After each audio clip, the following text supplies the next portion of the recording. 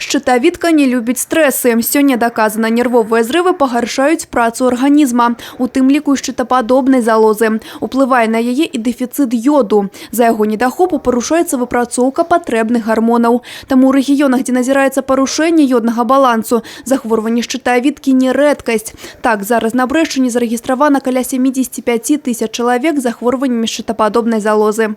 Чаще всего пациенты обращаются с дефицитом гормонов щитовидной железы, так называемый гипотиреоз.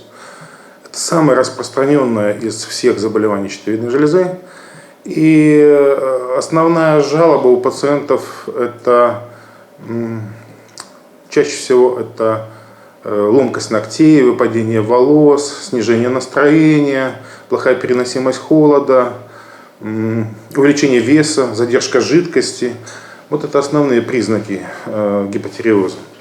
А вось другое па распаўсюджанасці захворвання щитападобнай залозы – вузлавыя формы зоба. Яны часцей за ўсё выяўляюцца пры ультрагукавым даследаванні. І тут важная роля належыць урачам, якія могуць своечасова дыягнаставаць мажлівую пухліну.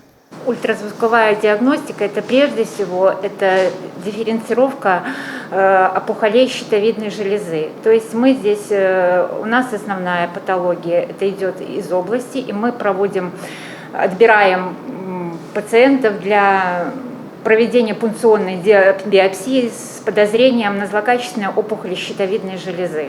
Статыстыка несуцяшальная. Рак щитападобнай залозы лічыцца самым распаўсюджаным менавіта ў Брэсцкай вобласці.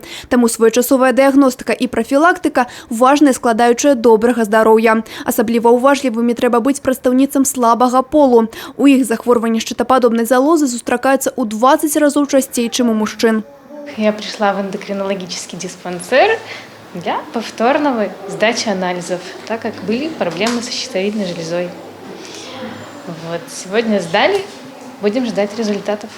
Я первый раз вообще, мне нужна была консультация эндокринолога, потому что участковый врач меня сказала проверить щитовидку, там вопросы были у меня.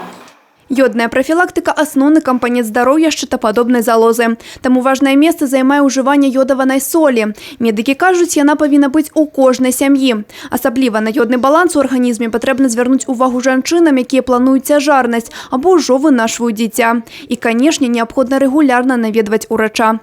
Анастасія Цыкунта, Грана Капян, тэлерадыёкампанія «Брэст».